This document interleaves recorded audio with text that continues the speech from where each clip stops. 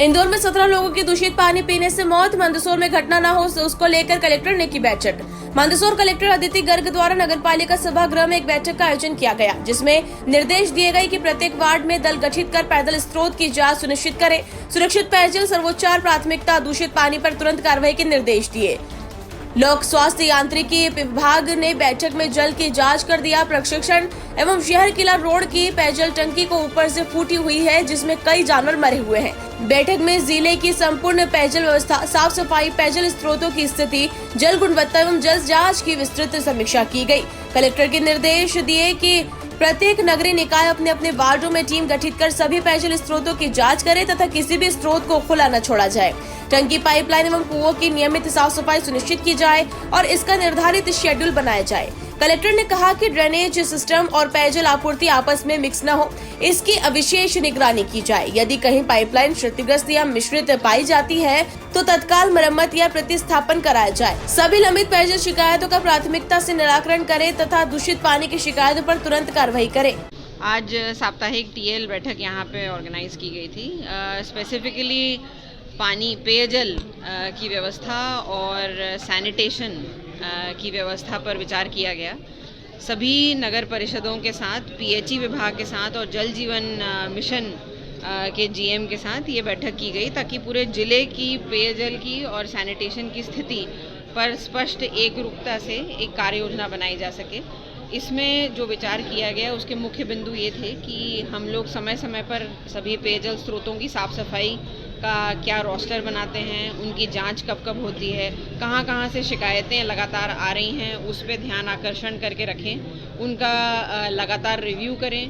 पेयजल के स्रोत जैसे कि OHTs और जो रेगुलर हम लोग के नलकूप हैं, उन पे भी एक रिव्यू, व्यवस्थित रिव्यू किया जाए, उसकी साफ़ सफाई का नियंत्रण किया जाए। साथ ही ग्रामीण क्षेत्रों का भी आज पेयजल की स्थिति पे विस्तार से चर्चा की गई।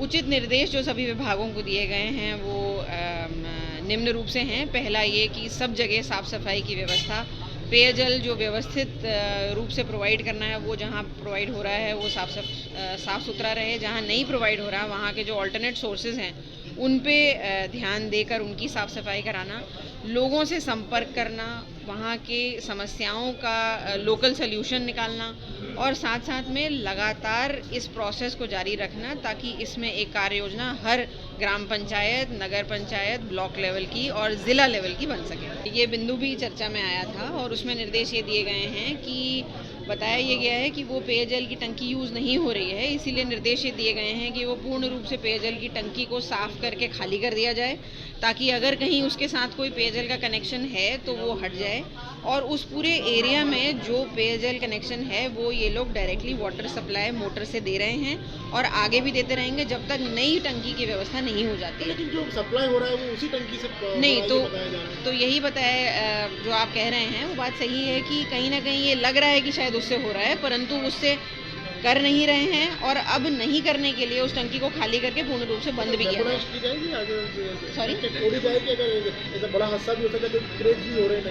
वो दूसरी टंकी है।